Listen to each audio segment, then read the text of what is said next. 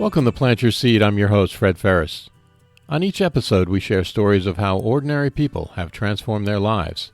Each story is compassionate, each story is authentic, and each story is a transformation. Here are the stories of the people who are changing our world by transitioning to a plant-based diet. Today on Plant Your Seed, joining us from Norway, we have Simen Li. Simen is a vegan coach and consultant. He has consulted with vegan wellness centers, hotels, and restaurants. Simen has coached people to thrive as vegans for 6 years and has 12 years of experience in vegan nutrition. Welcome, Simen. Thank you, Fred. Happy to talk with you. Thanks for being here on Plant Your Seed. You've consulted with vegan hotels, companies, and wellness centers. What is it that you do for them specifically? My consulting with vegan hotels and vegan wellness centers actually started because I wanted to create the best place on earth to experience health and vitality, and also vegan vitality, of course. So I checked who are the best vegan hotels or vegan wellness centers right now, and so I had already invested a lot of money and time into finding like truth. Because before that, I had already spent many years learning about nutrition and training and different things. So I knew sort of how to be really healthy. And I had also been 1 year in Bali, so I went to the best vegan restaurants on earth, basically, and learned how you can have like really exciting, super tasty, and super healthy dishes. And I saw that level was so much higher than all other restaurants that I've seen. So I realized that if I go to vegan hotels and help them, they will be better. So I gave tips regarding nutrition, how the food can be healthier, increase the standard, and tips regarding the food, and also help with hiring, and then some marketing aspects, because I also I did selling. I sold herbs before that, and it went really well. So I could help with both the marketing and sales aspect, but also quality aspects. So I kind of brought a lot of success principles that I've found both through work and study, and also through just an intense passion for what an ideal wellness center is.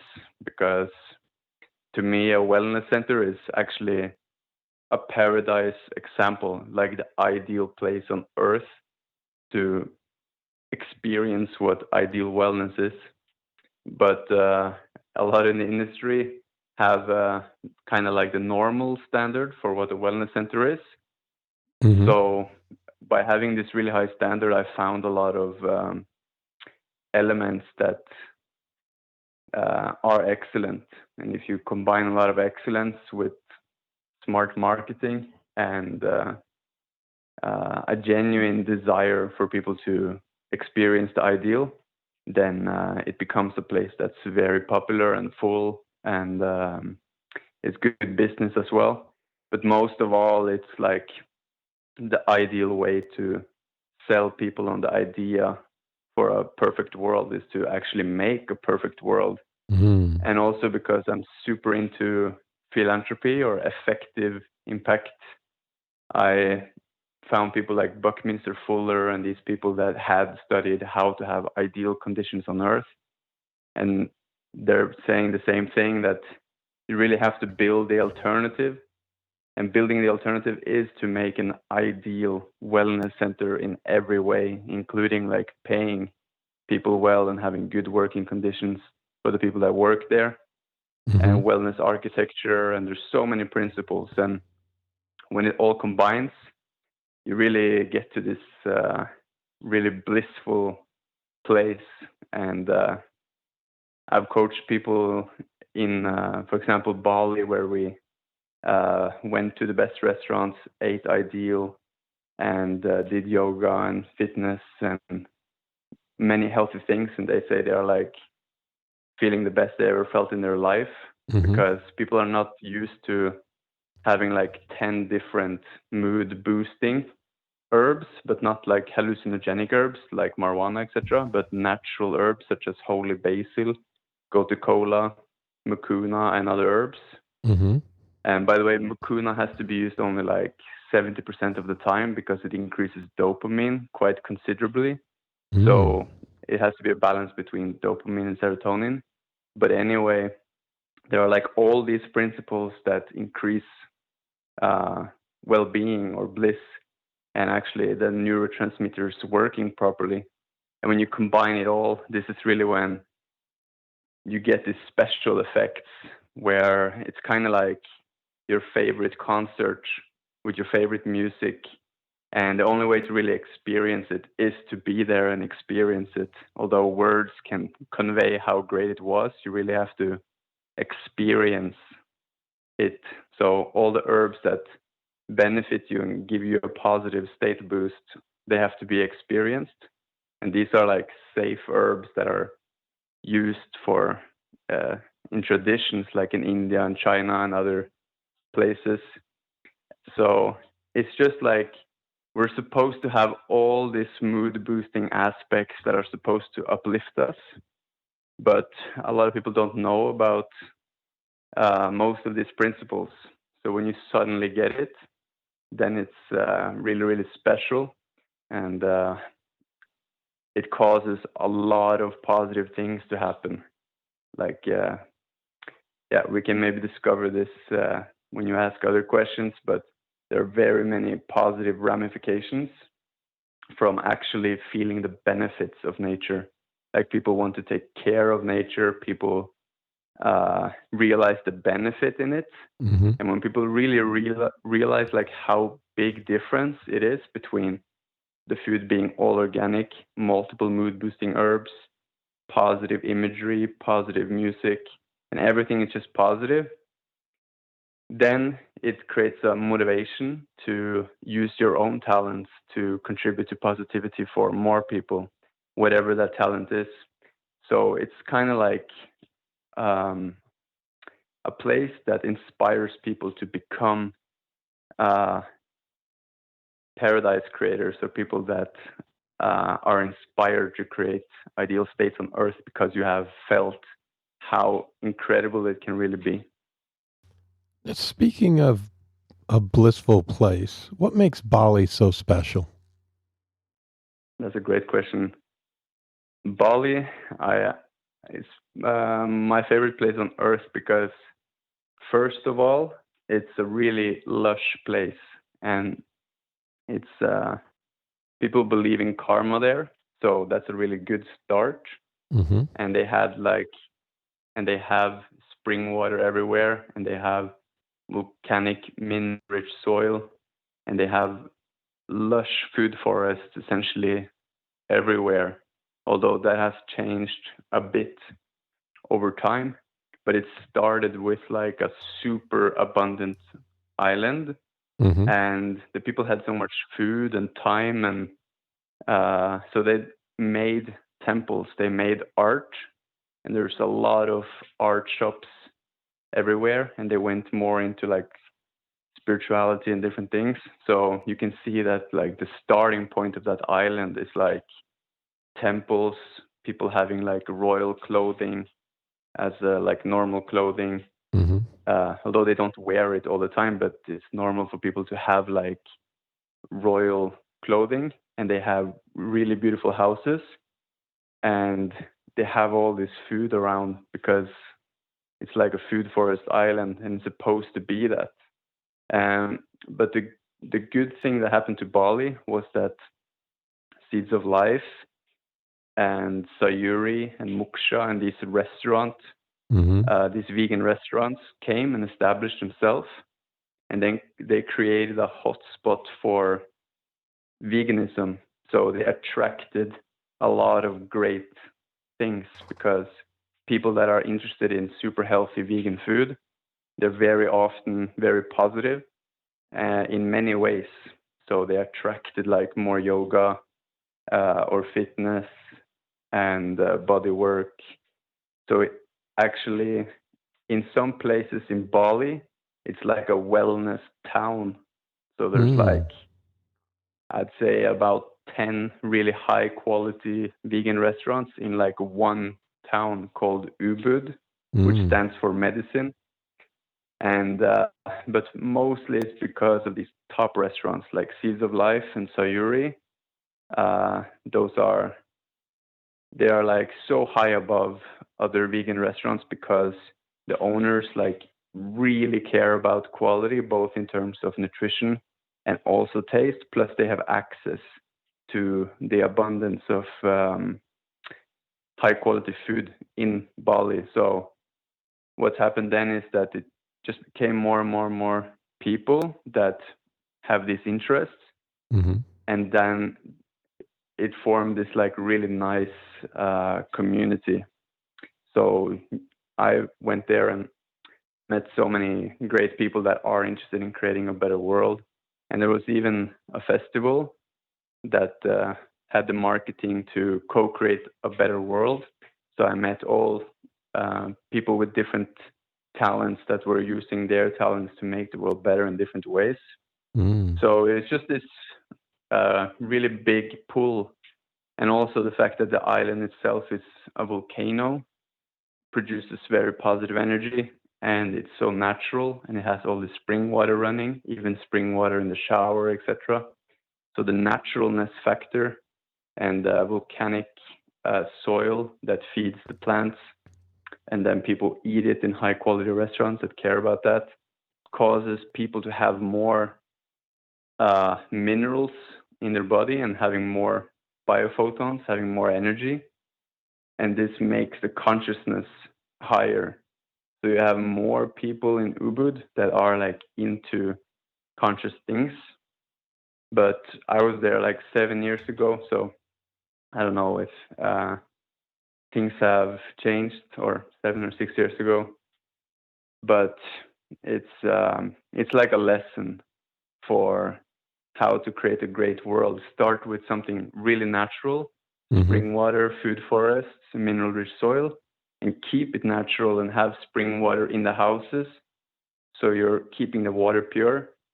And then have like companies such as restaurants that have their own food forests, which the top restaurants there do actually. They even pay to have land and keep land with food forest. And then you go up the pyramid of human needs. Like when you have really clean food, really clean water, you have a really clean brain and body system and pineal gland. And this produces more DMT and chemicals that are like responsible for us being able to connect with higher ideals, and also like how inspired we are to contribute positively to others.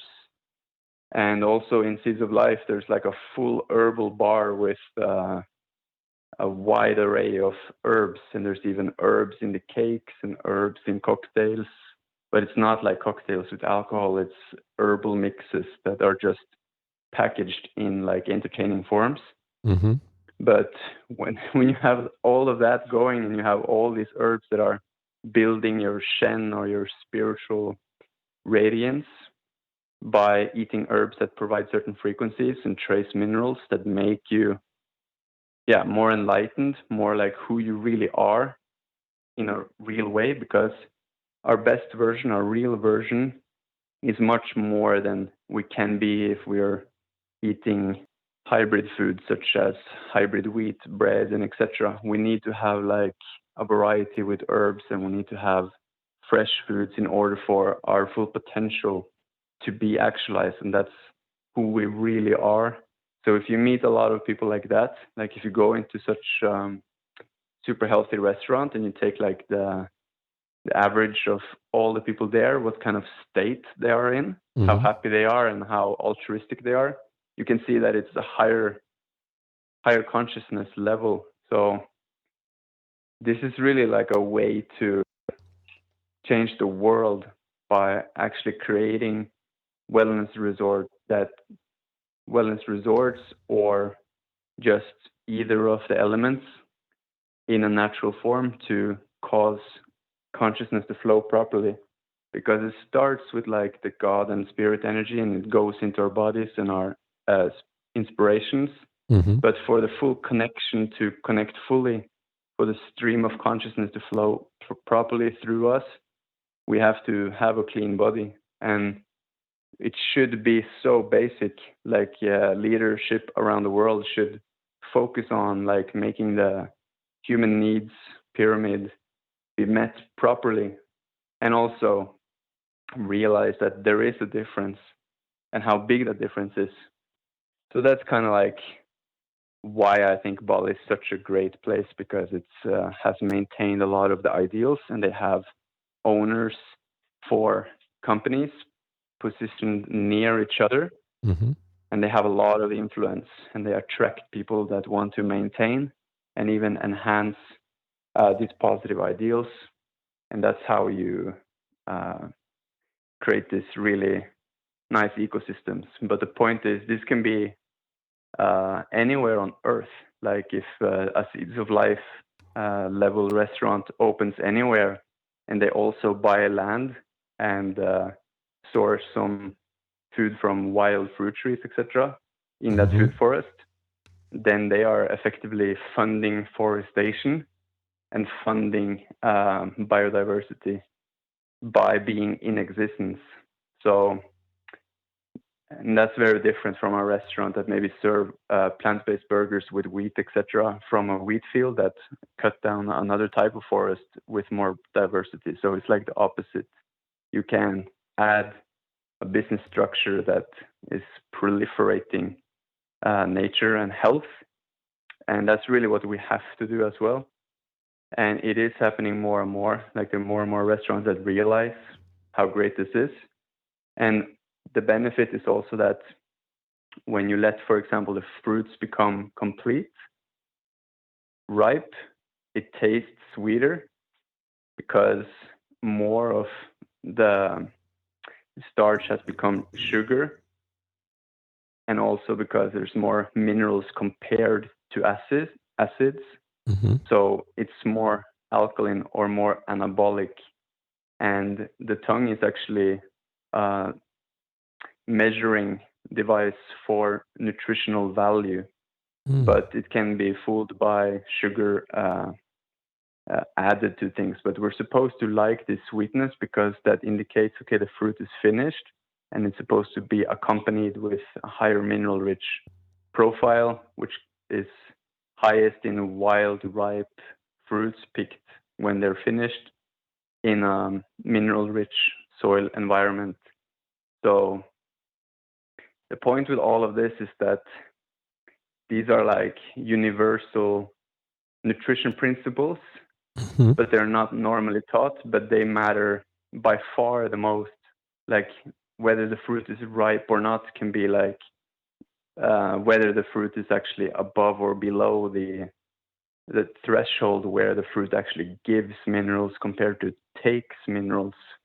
Because if we pick an unripe fruit, it may give a few minerals because some fruits are high in certain minerals, so they can give some minerals in a surplus. But in total, if we're eating an unripe fruit, actually the body has to buffer the acids with its own minerals, and it can cause a minus. So it doesn't really matter how much people eat of unripe fruits. And this is also if they want to like increase their mineral status. And this is also why some vegans thrive a lot more than others, because they're getting minerals in higher quantities and actually gathering more minerals than they're using, because the sugar and the acids have to be buffered with minerals inside the fruit, and you get the surplus of minerals. So these principles matter so much, and they really are the cause of whether or not people stay vegan in like 90% of cases. Although the mind may rationalize and think, okay, there's various reasons why people think they are not vegan anymore. But primarily the reason is whether or not people are getting enough minerals. So And whether or not people stay vegan matters a lot for consciousness on Earth, because it's better energetically that people are vegan, and it's also better for nature and many more reasons, which Nikola Tesla and many people also found that it's better for consciousness. But we have to have places that serve multiple fruits with multiple mineral spectrum packages in a state where it's more minerals compared to acids, or it's a higher mineral compared to acid ratio. So yeah, these are like super essential, and we have put like many billions into making food that tastes similar to meat. But already 10 years ago, Sayuri and Seeds of Life were making like so good vegan fish products, for example, that people were like coming specifically to eat like a fake fish papaya vegan dish that they really liked. I don't really like it, but other people went there specifically for that. And they were serving like mineral-rich, healthy food, but it's so high level. So we were investing all this money into finding out how can we move the animal feed to the vegan customer market, instead of how can we look at what's working, where do we have most vegan inhabitants on Earth thriving, which is Ubud in Bali, and why is that, and replicate it and make it even better. It's actually possible to make it even better than Sayuri and Seeds of Life, although they are really excellent. But that's really what's gonna make the vegan movement flourish again, because if we look at like the number of people who have tried veganism, if you look around in families and your friend circle, you see that actually many people have tried it now. Like it's very common for in your circle to have multiple people that have tried it. Some people don't even say they have tried it, but secretly they felt more energy when they ate a red steak or something like this, because they weren't getting enough iron and trace minerals. So they thought that, oh, it's because of something inside animal products that's necessary. And that's the like reality of things. And of course, there's all this social media going on about different focus, like different, social media is like information packages, posts, videos, etc. But the reality is just that it's a very high percentage of humans on Earth that have tried veganism or wanted to try, but we have to make the product work for people properly, because if people are replacing milk, which is very mineral rich, eggs, very mineral rich, and steak, very mineral rich, it has to be replaced, because an animal body, an animal muscle must have minerals for that animal to grow up. Like it has to contain minerals. But wheat sprayed with pesticides and a lettuce, for example, doesn't really have to contain all those minerals that it should. And there's even a difference between wild food and hybrid foods, where in general the wild foods have much more minerals compared to sugar. So that's like what's really going on, is that we have to let people eat mineral-rich foods and thrive. And if everybody that tried veganism on Earth thrived completely, we would see like a way higher retention rate for veganism, and also word of mouth, obviously. And if we look at people that are thriving the most as vegans, we see that they are like really young looking. For example, in Sayuri, I saw like people that were 40 years old that looked like somewhere in their 20s. It's like people look much younger on average when they eat food that maintains the hydration and maintains the mineral status in the body, because ultimately the body is just a gathering of biophotons, sunlight energy, and maybe other energies and elements. And if we're getting these elements, including hydrogen, then we stay young. But a lot of the time people are not getting enough of hydration elements and enough of minerals. So people have to, so that's why people like age before they should. Mm-hmm. But if they are getting this, then they stay much younger and they have much more energy and they have a much stronger resiliency and vitality. And also we feel better. So there's like all these different benefits are connected, and it matters a lot.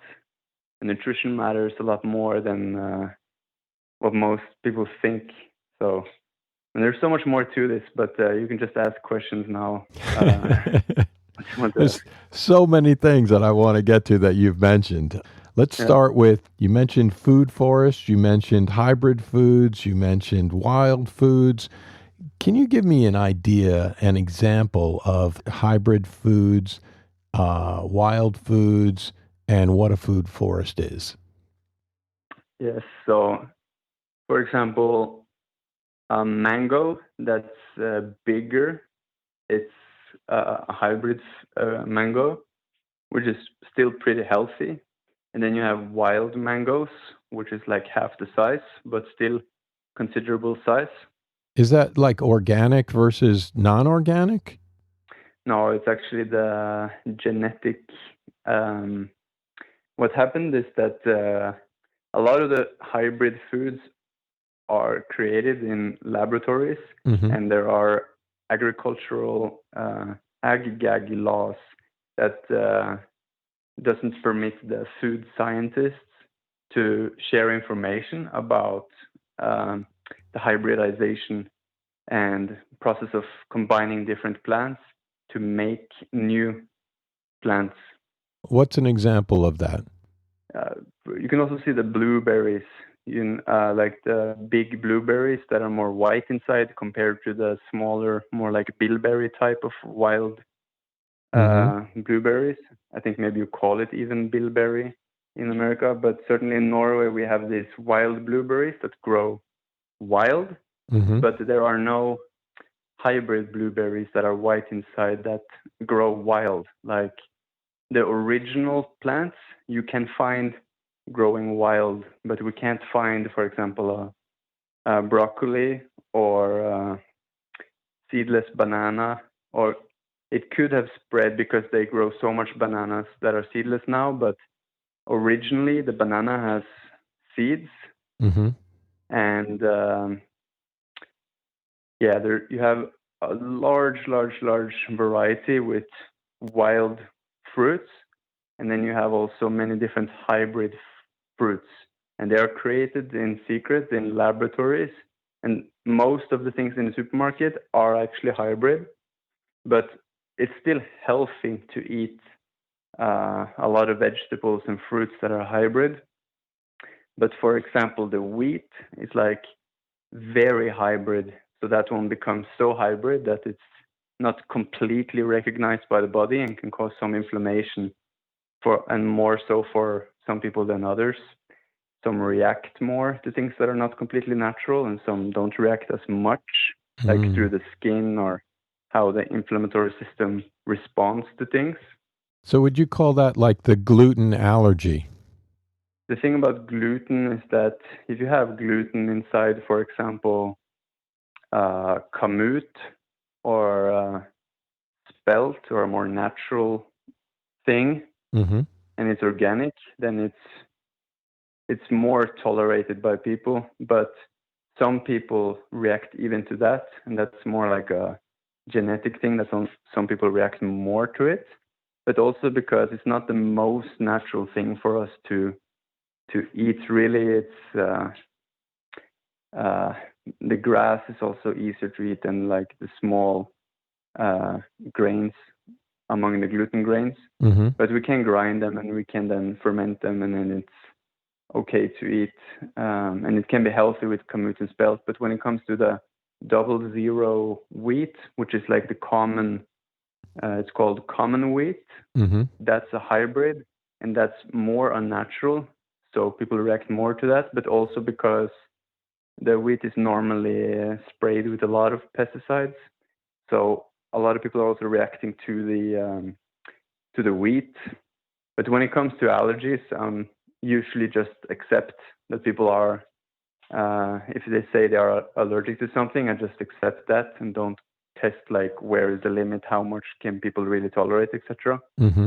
So for me, I know if I stay away from gluten, it's better. Like I get more clear skin. Mm-hmm.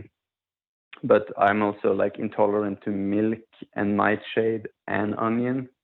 So when I removed all of those, then I cleared up my skin, removed migraines, and got better joint health, for Mm. example. So I think that some people are more, the body responds more and tells them what they can and cannot tolerate. Mm-hmm.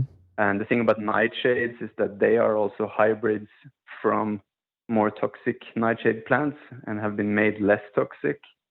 But some people just have a system that reacts more to slight toxins than others and uses the skin to cleanse out inflammation and may Mm-hmm. produce more inflammation. And some just genetically tolerate things more or less according to their ancestry, where their genetics of the body have been.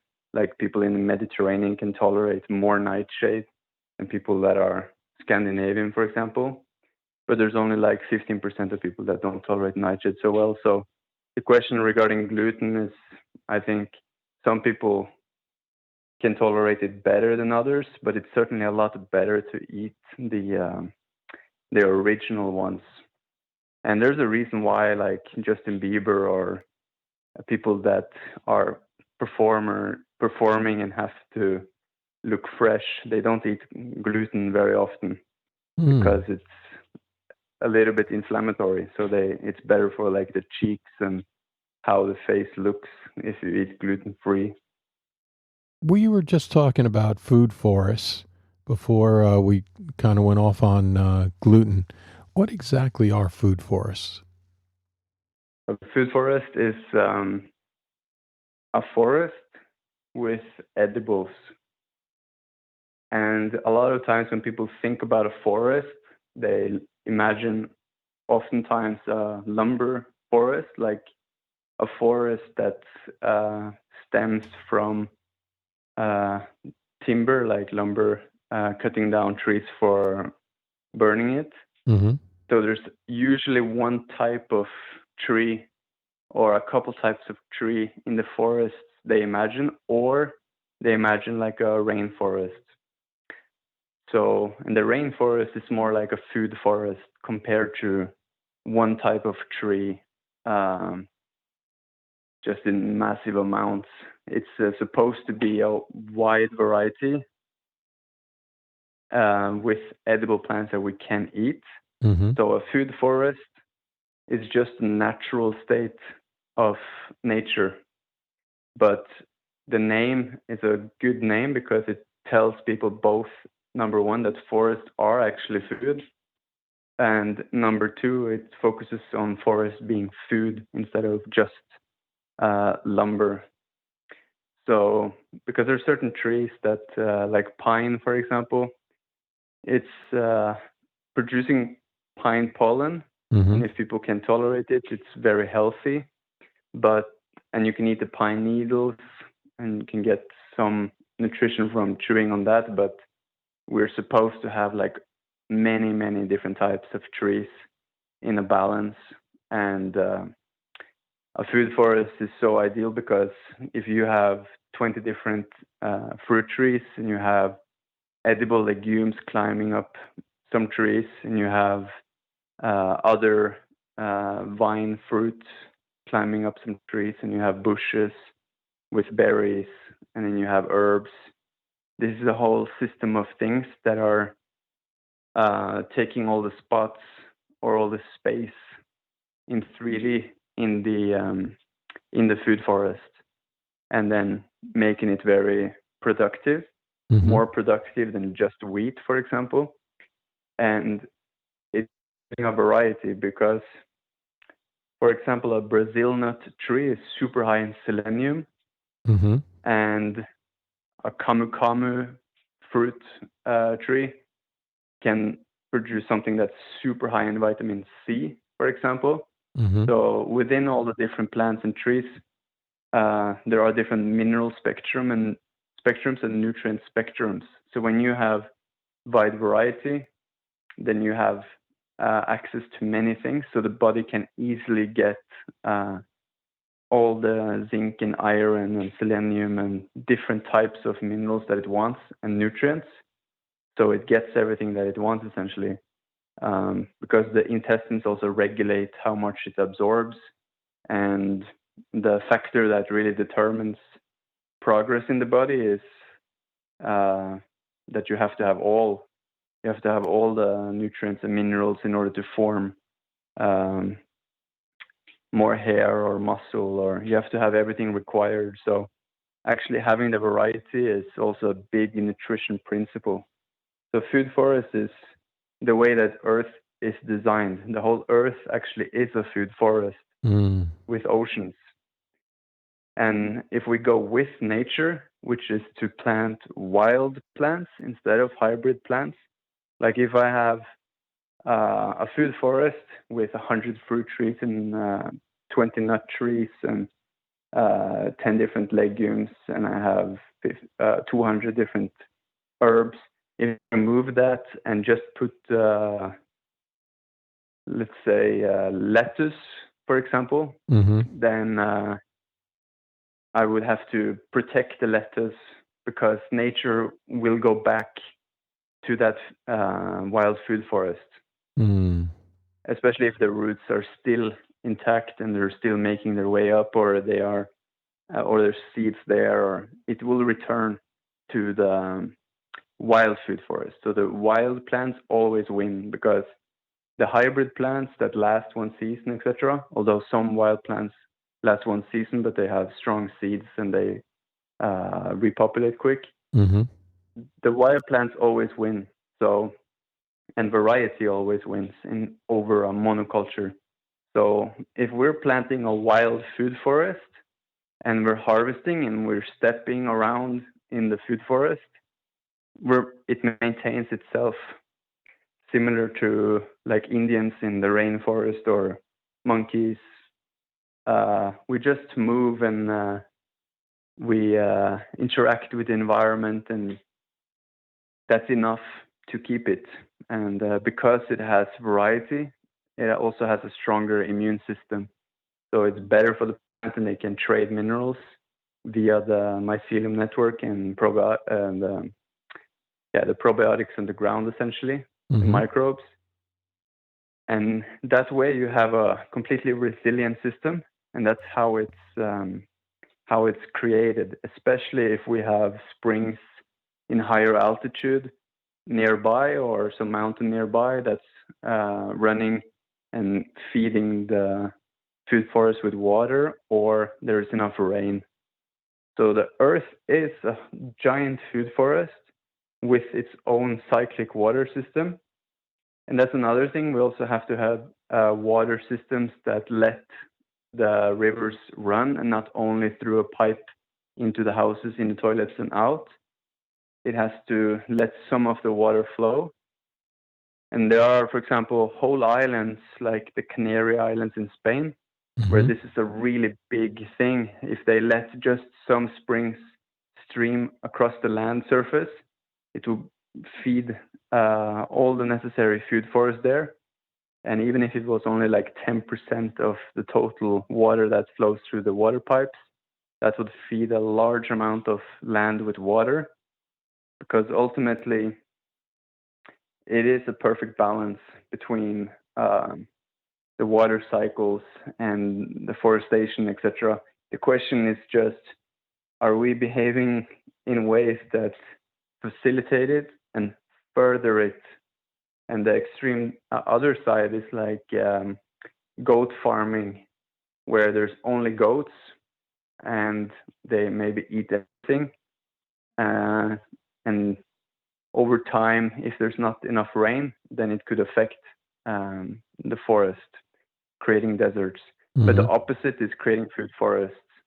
And food forests also produce more rain. So if for example, some islands also are in such a sequence or a distance that they give rain to each other, and also continents are supposed to give rain to each other. But if there's too much goat farming in one area and some of the springs are not going through the landmass as they're supposed to, but through pipes and out, this affects how much water, which becomes trees, is staying on land surface and how much rain is circulating. So ultimately, a food forest is just natural nature providing an abundance with food forever. Now, what are the best edible plants? The best edible plants? Yeah, like if I go to the supermarket, what should I get? On the supermarket, it's like in a normal supermarket, in a normal one or a healthy one? Yeah, like either one. I'm just curious for our listeners. Like, okay, so people want to make a change. They want to eat more vibrant foods. What should they start with? Where should they start by going to the supermarket, the farmer's market, or wherever? What should they start with? There's very many levels to it, but the easiest upgrade to nutrition is really just to go more in the fruit aisle, the fruit section in the fresh produce section in the supermarket, and get a lot of greens, a lot of fruits. And that's really the first and most simple thing. Even just doing that will improve the nutrition considerably, because most people have to eat more fruits and they have to eat more greens. And that's the most basic thing people can do. And the next step after that is also to buy some different nuts or beans or the healthier versions of different things, and healthy protein sources. And we're talking to vegans now, so for example, switching a wheat product to something that's quinoa or chickpea more often is better. And switching a highly processed thing into a more whole foods product. So it starts with the fruits and greens, and then it's more whole foods, and then keeping the variety and all different food categories. It's not beneficial to only eat fruits and greens, although it can be a good cleanse to just eat those two food groups, but it's really better to include some nuts and beans and other things as well. But having a variety is also a big bonus, like buying more different types of protein sources, different types of fruits, like how many different fruits are we actually eating, increasing the number. And then a step up after that, I would also say berries, of course, like wild blueberries that you can buy in many supermarkets. It's a very good thing to buy. And the next step is going to the health food shop to buy some healthy candy instead of highly artificial candy, for example. Or trying to find new favorites in a vegan restaurant that's more whole food based. Or if you're lucky, have organic restaurant, vegan restaurant, to go and find new favorites. This is a really big upgrade as well. Like if you like acai bowls or acai smoothie, this is another upgrade. So you can have smoothies. This is also beneficial to make it easier to get the quantity of fruits and greens higher, a green smoothie. And then the next level is a farmer's market. And by the way, in the health food shop, you can also get higher quality fruits. Sometimes the health food shops or shops that have, or in warmer, sometimes the health food shops have fruit sections that are like higher quality than the supermarket section, where you can get more mature fruits. So that's another step up. And then above that is like from farmers markets, where they let the fruit become ripe. So finding places where you can get ripe fruit, that's a really good thing. If you have like ripe organic fruits, then that's a very big upgrade. And sometimes that's finding out where farmers are that do that and testing different places. And for some also regarding taste, it's beneficial to try different shops and different fruits, like of the same type, because sometimes one shop is selling fruits that taste much better than another. But it's like a ladder of levels that you can reach, like how many percent of your food is mineral rich, in terms of it's grown in mineral rich soil and it's ripe. And then an even higher level than that is fresh, because fresh food contains higher amounts of nutrients. Like a fresh camu berry contains like maybe 10 times as much vitamin C as a powdered camu powder, like a vitamin C fruit powder you can buy in a health food shop. And that's only like vitamin C, but it's many more nutrients that are more intact, because the trees are like energy. They like when you pick the fruit fresh, it has maximum energy, and you eat it if it's one of the fruits that you can eat immediately when you pick it. Some fruits like avocado has to lay a little bit on the ground, but freshness is like another level. If you can find a place where you can get fresh foods, then you get even more energy. So you could go to, say, a pick your own farm, and that would probably be one of the best places for you. Yeah, this is very good. This is a very good thing if it's organic and pick your own. That's another level. So it's like the body has to have a certain amount with fruits and the variety of fruits and the hydration inside the water in fruits. It has to have it. And it has to have a certain amount of greens to be alkaline and to cleanse properly. We must have leafy foods to cleanse properly. And the high enough amount is the central principle when it comes to greens. Like one lettuce on a sandwich is not the same as like a green smoothie or a salad with tasty, healthy dressing.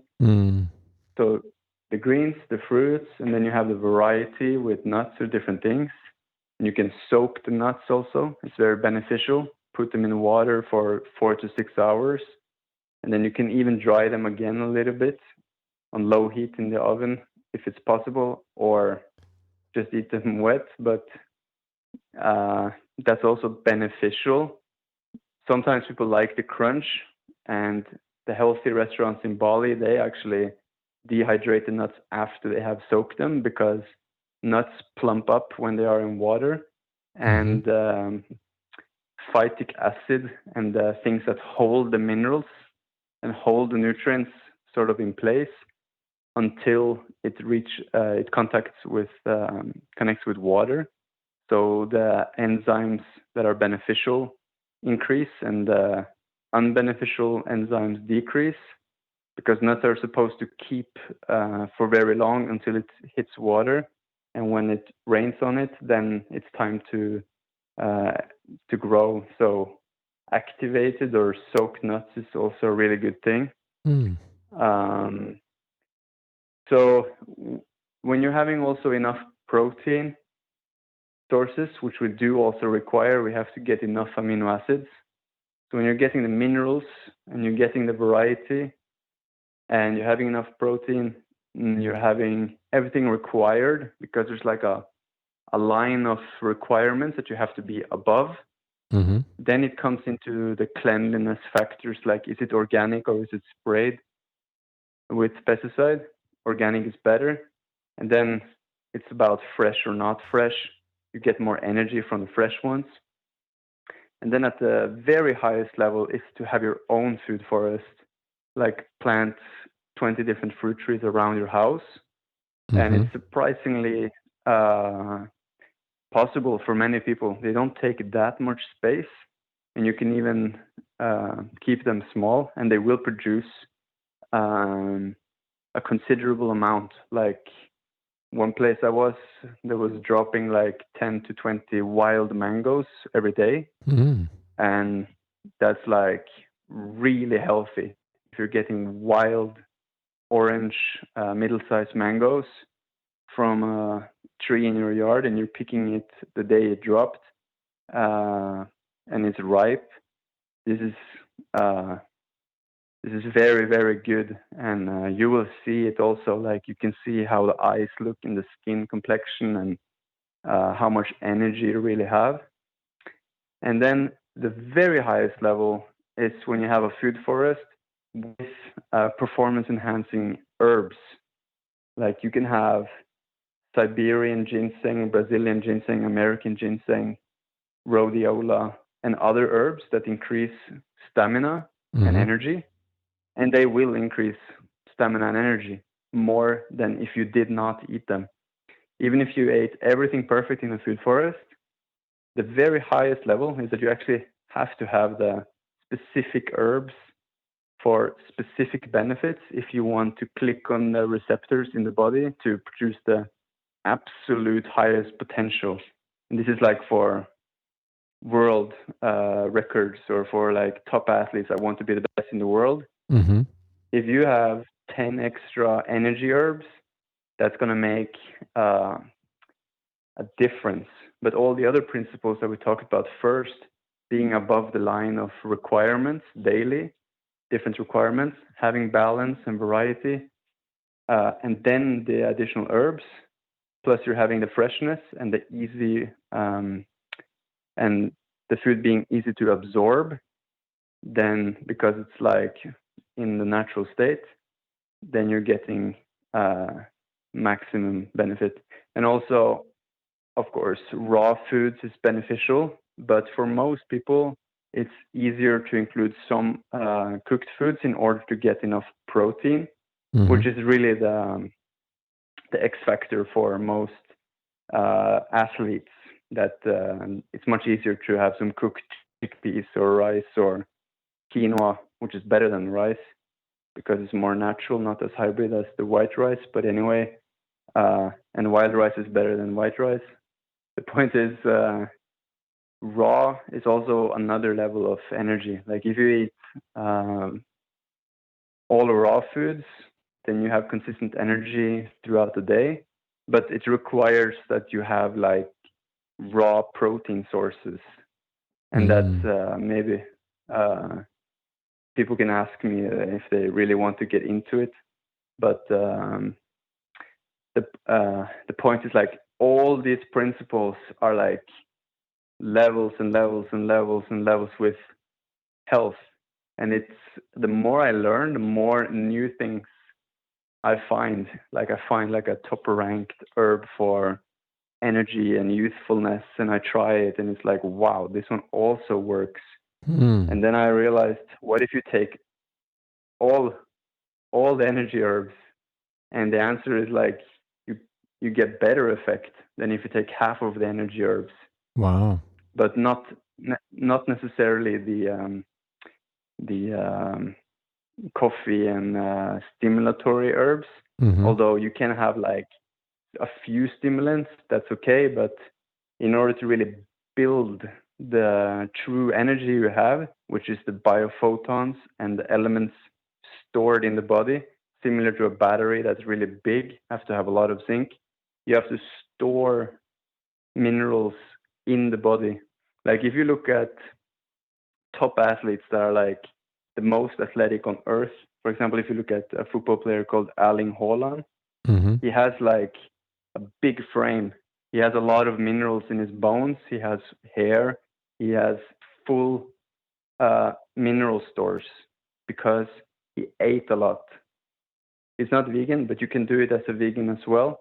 But that's why he is so athletic, because he ate more than other people and mineral-rich foods, although it's not vegan. But you can do that as a vegan, but you have to like generate more vitality. And what I see is that also Kyrie Irving and the best vegan athletes, they are not at that level. They are not. They're not including all the principles, and these are like multimillionaires, so they could, but they just don't know.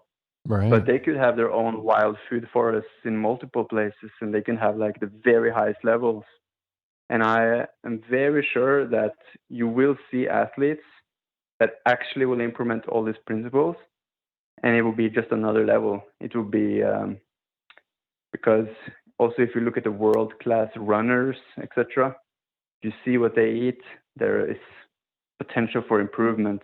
A lot of the world record holders are just world record holders because they have been so disciplined through their whole life, and they have great nutrition or like very good nutrition, but there is a higher level because gorillas and these monkeys, they don't have training regimens, but they're super athletic, and that's not just a race animal compared to human difference. That's actually the real deal, which is that humans naturally are way more energetic and athletic than people believe.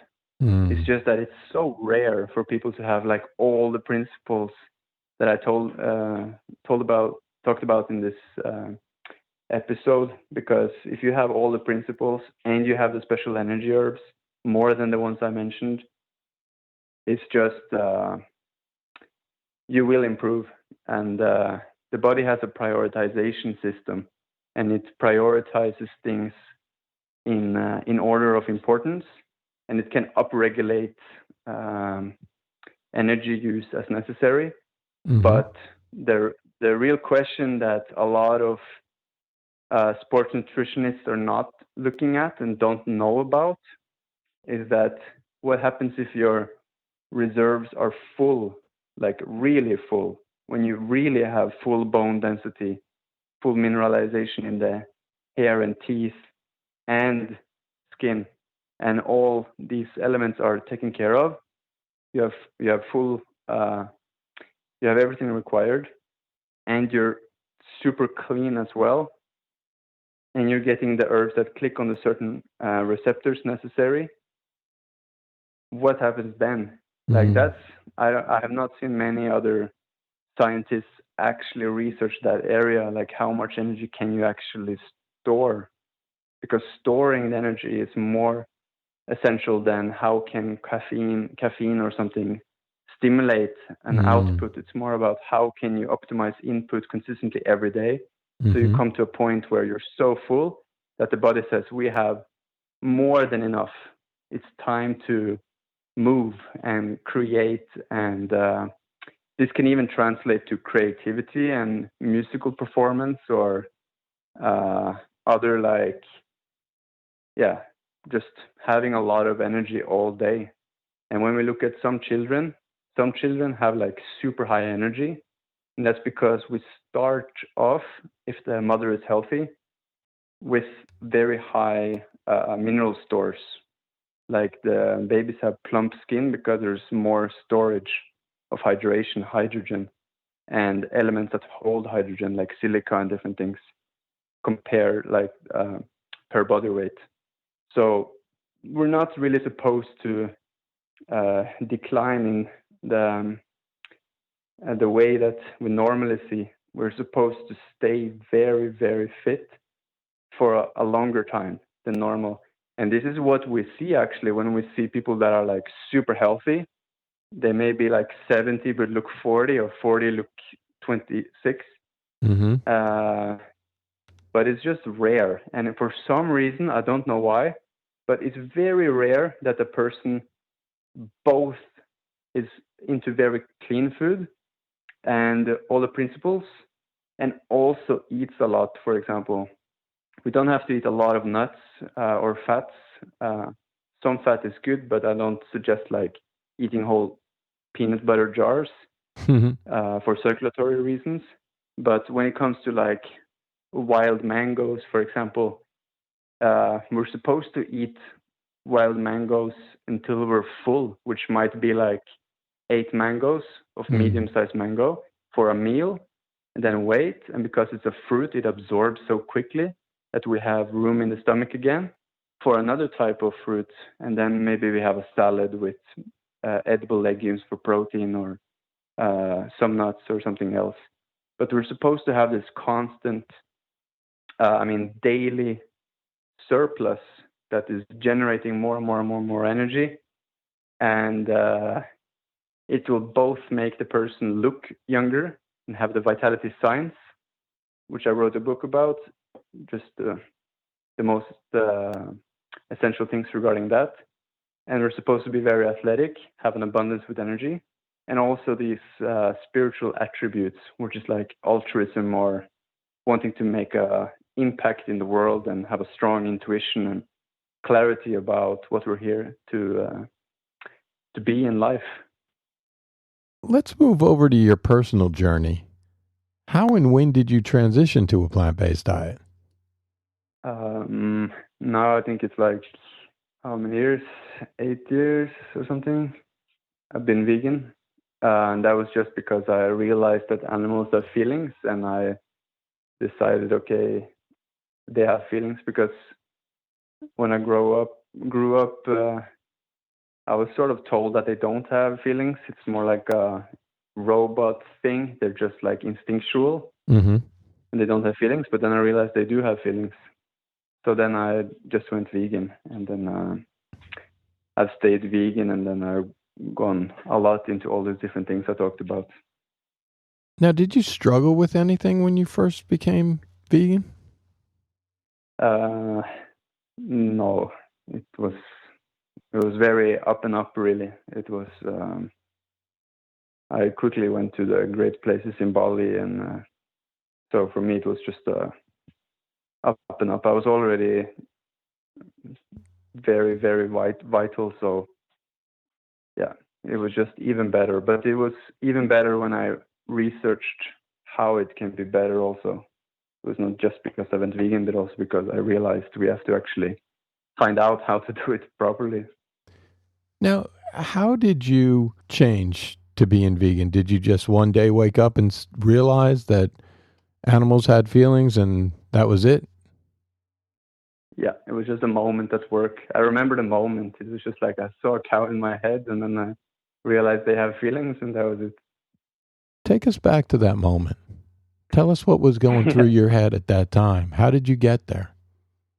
Yeah, it was really that simple. It was just I was working on selling herbs, and then in a moment, animals have feelings, and I saw an image of a cow, and it was only that, and then I decided, okay, I'm vegan. Really? So just like all of a sudden you're kind of working and you've been eating meat and everything your whole life at this point, and all of a sudden you're just like, cows have feelings. That's it. Yeah, it was like that. I had already removed milk and eggs, Mm-hmm. but yeah, because I'm intolerant to milk and eggs. But regarding animals, it was just a revelation, a realization. Now, what is one thing that's exciting you right now in your life and your projects? What excites me most on Earth is by far um, what I talked about, being in a perfect milieu, a perfect food forest, perfect wellness resort, and yeah, living the benefits, because yeah, I've done it at so high levels in different places, and now I'm connecting with more people, and I'm just really excited about optimizing it and seeing how high the happiness hormones can really go in a sustainable way. What makes you so passionate? It's kind of like if people experience something really, really enjoyable, but you find out you can do that sustainable and even better than short term. Like if people smoke marijuana or something, they maybe feel very high, Mm-hmm. but it's not sustainable. because of how it impacts memory and focus over time. Mm-hmm. But when you're just eating herbs and you're actually building up the status in the body, you're there permanently. Like you wake up with more energy than if you drank coffee. You just wake up celebrating.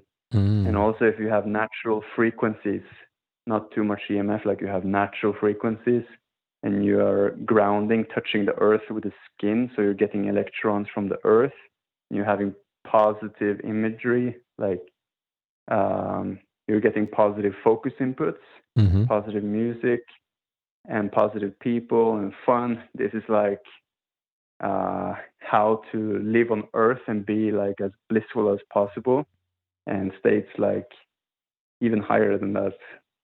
And yeah, there's even more to it. It's like more magical stuff. Like it just gets better and better and better. So I'm so passionate about it because I really like it. Plus, also I like to impact the world positively. I want people to be as happy as possible. Mm-hmm. And this is the most effective way that I have found to contribute to it. Also, it's because if people experience such a place, then if let's say we have a lot of guests in a perfect wellness resort, then they may be inspired to plant in their garden. So people in their neighborhood will get more wild fruits spreading naturally. Mm-hmm. Or they may invest in a company that furthers any of these positive elements, positive things. Or it may be some person that activates their genius and can use it for even higher purposes, because if you're having perfect circumstances in food, your genius, the genes inside us, the genes in us, Mm-hmm. is activated more. So whatever you're talented at is activated more, and then that creates even more positivity for others. So it is the core of my passion, really. And also I like to be really strong and really quick and athletic and like this. I like to be like really into it and be super energized. And yeah, it's like when basketball players score a goal and they win the game, Mm-hmm. but it's more like permanent, and it's more like the lifestyle itself is that kind of like winning a championship, and also combined with like partying, but in a Mm-hmm. sustainable way. Mm. Having super fun in life and feeling like champions, and having a world where we're facilitating this for people. Also because it's so clear that Buckminster Fuller also said that we can have a omni high level of living standard or something like that. We can have everybody can be wealthy on earth if we actually have systems that provides that and makes food forests, and even teaches people the principles about food forestry so they know what it is. And it's a sustainable system that makes you much more energetic and happy, and it maintains itself. We don't have to spend a lot of energy on maintaining it because it's self-proliferating. Like there's so many reasons why I like it, but it is my passion. So that's why I'm passionate. Now, finally, can you give me one word to describe how you felt before you became vegan, and one word to describe how you feel now that you are vegan? I say great and better, or I was already very happy. At the top states, I feel blissful when things are really, really optimal and my focus is really good. So it's most often is blissful after, and I was very happy before also. Such a pleasure speaking with you. Thank you so much for taking the time. Now, what is the best way for people to follow you on social media? I also say my website is called Veganic Edible Landscapes. So they can go there if they want to get the edible landscape, Mm-hmm. or they can go to my Instagram, SI Vitality. Yeah, those are two places to connect with me. Thanks again, Simen, for being on Plant Your Seed. Thanks much, Fred. I'm happy to share and happy to connect with people that resonate with this as well. Hope you are inspired by this story, and remember, it's never too late to plant your seed.